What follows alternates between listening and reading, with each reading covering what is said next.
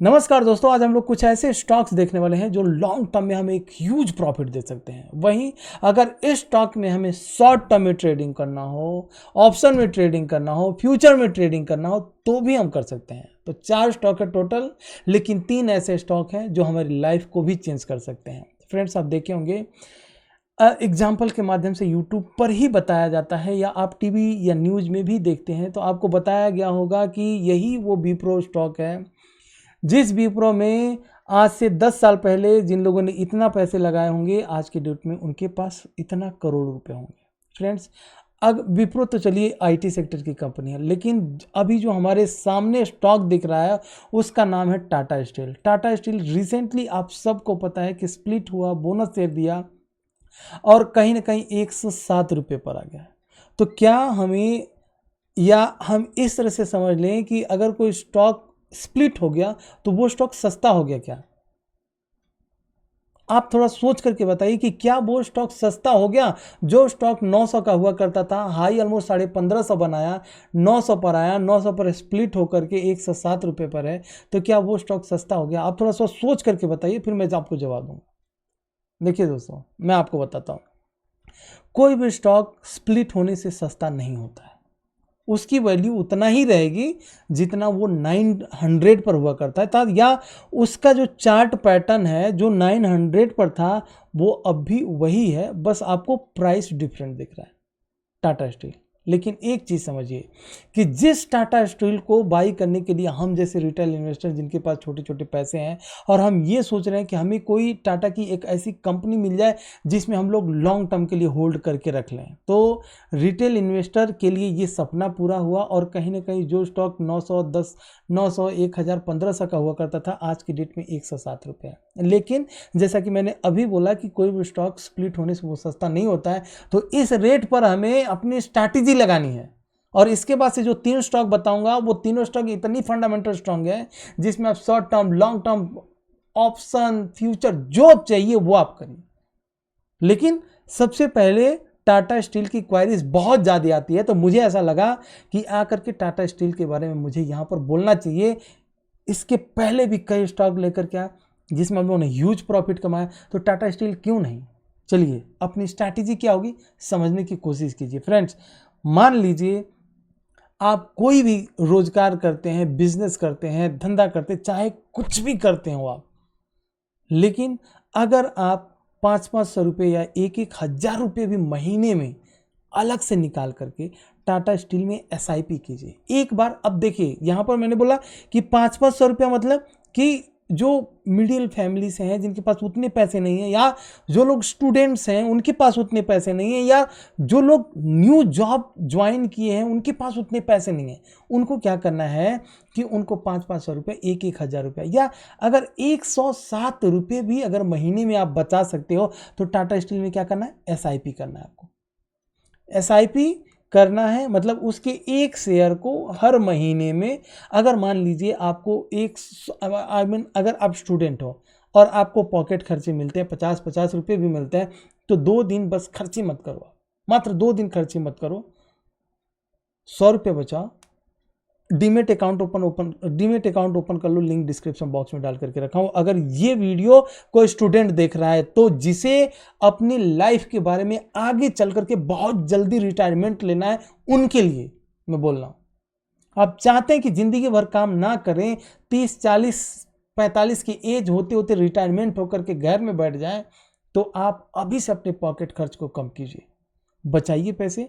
Tata steel के share में हर 2 दिन पर 100 रुपये हो जाएंगे, या 3 दिन पर, 1 दिन के 50 रुपये में एडजस्ट कीजिए 2 दिन, और शेयर को बाई करते रहिए, बाई करते रहिए SIP। और ये सिस्टम लागू ओनली स्टूडेंट्स पर नहीं होता है, ओनली जिनके पास कम पैसे हैं या जिनके पास कम पैसे आ रहे हैं उनके ऊपर लागू नहीं होता है, उनके ऊपर भी लागू होता है। जिनके पास लाखों रुपये हैं, 10 लाख हैं, उनके ऊपर भी लागू होता है। उनके ऊपर किस तरह से लागू होता है कि उन्हें एक बार में सारे पैसे टाटा स्टील में इन्वेस्ट नहीं कर देने हैं। 107 रुपये फिलहाल प्राइस चल रहा है, आपको यहां पर 10,000 डालने हैं। ऊपर गया ठीक, नहीं गया तो भी 10,000, उसके भी नीचे आया तो भी 10,000 या 5,000, आपको SIP करते जाना है। ऊपर क्यों नहीं जाएगा, थोड़ा सा रीज़न देख लीजिए यहाँ पर। सिंपल सी बात है दोस्तों, कोई भी चार्ट आप देखेंगे तो आपको एक प्राइस एक्शन नज़र दिखना ही चाहिए चार्ट के ऊपर, अगर आप थोड़ा बहुत भी टेक्निकली जानते हैं तो। इस प्राइस एक्शन को आप जस्ट मैच करेंगे तो आपको यहाँ पर निकल करके आएगा रेजिस्टेंस 107 रुपया, 108 रुपये, जिसे तोड़ने की कोशिश बहुत बार किया टाटा स्टील ने, यहाँ तक कि 110 पर भी ओपन हुआ, लेकिन उसके नीचे ही आकर के क्लोजिंग दिया हुआ। तो क्या गारंटी है ये यहीं से ऊपर चला जाएगा? या हम लोग इसे ऐसे भी नहीं कर सकते, ये शेयर मार्केट है कि ये ऊपर नहीं जाएगा, जाएगा, बहुत ऊपर जाएगा। तो हमें यहाँ पर अगर इस प्राइस एक्शन से थोड़ा भी डर लग रहा है तो हम SIP चालू करेंगे। SIP चालू करके इस स्टॉक को छोड़ते जाएंगे 6 महीना, साल भर, 2 साल, 3 साल। इतना अगर आप में कॉन्फिडेंस है, इतना आप में परिपक्वता है कि आप किसी स्टॉक को बाई करके साल, 2 साल, 3 साल तक उसे रख पाएं, अगर वो जज्बात है, अगर आप चाहते हैं कि जिन लोगों ने विप्रो में 10 साल पहले स्टॉक बाई करके छोटे पैसे लगाए थे, 10,000 रुपये लगाए थे, उनके करोड़ रुपए बन गए, तो टाटा स्टील में आप लगा सकते हैं दोस्तों। ये मेटल सेक्टर का एक किंग स्टॉक है, इसमें आप लगा सकते हैं। तो ये पहला स्टॉक जिसमें आपको कुछ नहीं करना है, जिसमें आप SIP करना है।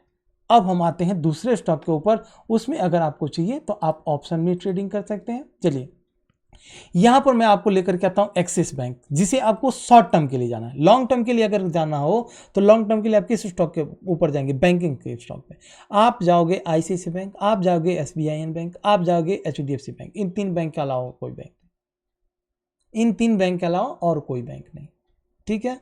कोटक महिंद्रा को भी छोड़ दीजिए, नहीं बाई करना है हमें। HDFC, ICICI, SBIN हमें इसलिए खरीदना है कि SBIN अगर बैंकरप्ट हुई ना तो इंडिया की इकोनॉमी हिल जाएगी, इतना भी ध्यान रखिएगा।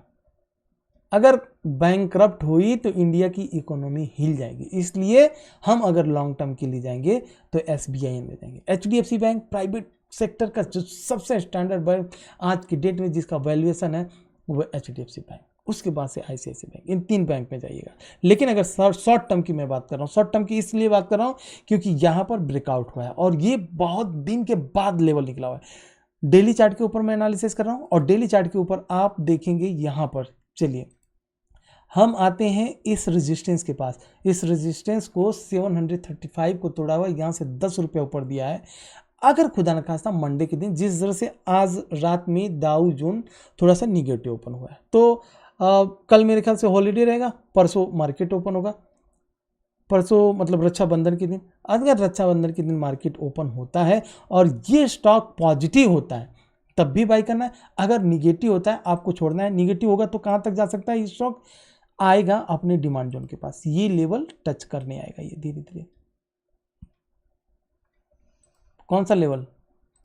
डिमांड जोन को भाई, इस डिमांड जोन को ये धीरे धीरे टच करने आएगा और टच करके जब निकलेगा तब हम बाई करेंगे। 2 लेवल हैं, या तो 734 के पास आए तब हम बाई करें, या तो फिर इस कैंडल के ही ऊपर निकले जिस तरह से बड़ी दिनों के बाद ये निकला हुआ है ब्रेकआउट।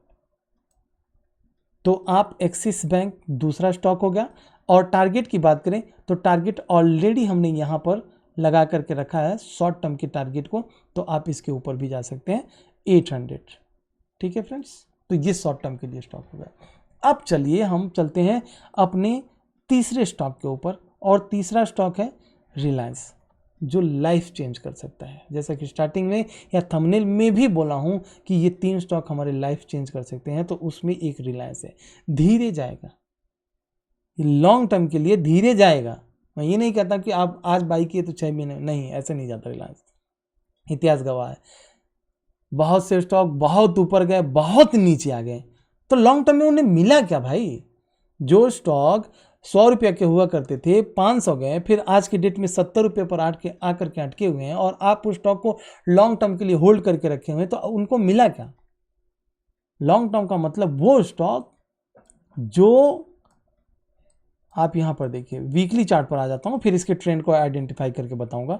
ट्रेंड पर मुझे कुछ दिखा है इसलिए मैं लेकर के आया हूं। देखिए, जो स्टॉक आपको 12 रुपये से आया और 12 रुपये से 2500 पर गया, मार्केट कहाँ से कहाँ गई, लेकिन वो अभी भी 2500 पर ही अटका पड़ा है। एटलीस्ट 1200 तो नहीं आया ना।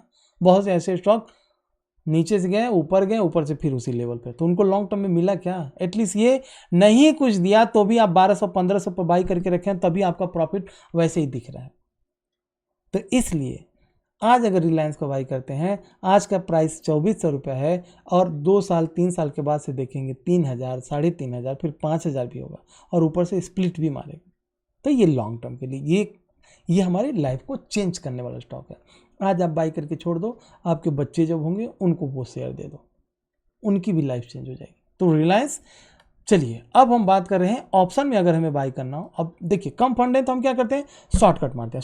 शॉर्टकट मारते हैं तो क्या करना पड़ता है हमें, शॉर्टकट मारने के लिए हम लोग ऑप्शन पे आते हैं या तो हम फ्यूचर पे आते हैं। फ्यूचर बाई करने के लिए आपको पता है एक ऑप्शन को बाई करना पड़ता है, उसके बाद फ्यूचर को बाई करना पड़ता है। तो दोनों के हिसाब से हमें मार्जिन बहुत कम मार्जिन में दोनों कर लेते हैं।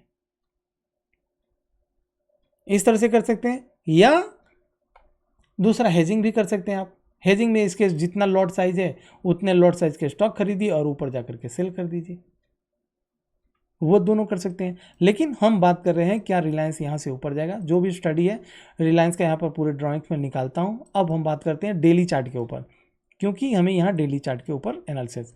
आपको पता होगा रिसेंटली रिलायंस में जो इसका क्वार्टर रिजल्ट आया था, उस क्वार्टर रिजल्ट पे आप देखे होंगे जितने भी यूट्यूबर थे सब, अब आप ऐसे देखोगे जैसे अब तो रिलायंस अब नहीं उड़ेगा तो कभी उड़ेगा नहीं, उनके ऐसे रिव्यूज आए थे स्टॉक। और अगर आप मेरे साथ जुड़े हो टेलीग्राम चैनल पे, तो टेलीग्राम चैनल पे हम लोगों ने क्या बोला था कि जब भी रिलायंस का क्वार्टर रिजल्ट आता है उसके 1 हफ्ते तक वो नीचे आता है, और वही हुआ। अगर आपको नहीं विश्वास है आप जाकर के बैक टेस्ट कीजिए, रिलायंस के जितने भी क्वार्टर रिजल्ट आया डेट चेक कीजिए, और जिस डेट को आया है उसके 1 हफ्ते का पीछे डेटा देख लीजिए, गिरा है, उसके बाद ही वो ऊपर भागा। तो हम लोगों ने रिलायंस, अगर आप मेरे साथ हो तो ये ब्रेकआउट पर हमने बाई किया था। बाई करने के बाद से स्टॉक गया ऊपर, मैंने भी बढ़िया प्रॉफिट कमाया। अब स्टॉक कंटिन्यूस 2 दिन से नीचे आया, आज एक बड़ी बढ़िया मोमेंटम दिया है, मतलब यह स्टडी एक मोमेंटम दिया है। अब ये वीडियो मैं रात में बना रहा हूँ तो इसलिए मैं आज बोल रहा हूँ, ठीक है। कल पोस्ट होगी ये वीडियो, मतलब आज मॉर्निंग में पोस्ट होगी अगर सही से देखा जाए। मैं इस वीडियो को रात में बना रहा हूँ। चलिए, तो अब रिलायंस में दोस्तों हमारे पास सपोर्ट कहाँ पर आ जाता है, क्योंकि इससे भागना तो ऊपर ही है।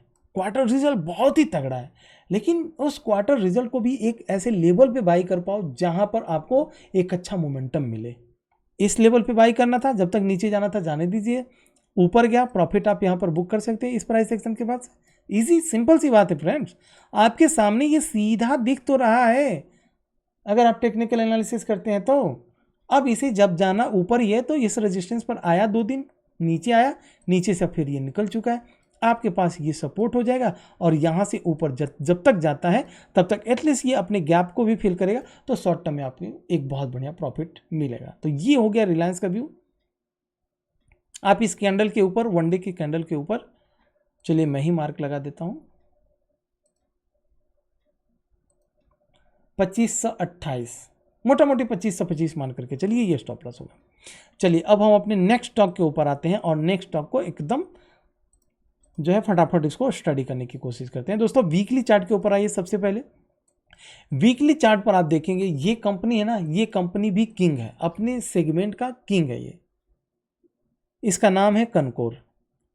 तो इस कंपनी ने भी आप देखेंगे मार्केट कहाँ से कहाँ गई, लेकिन ये एक साइडवेज रह गया है, साइडवेज मोमेंटम में ही रहा है।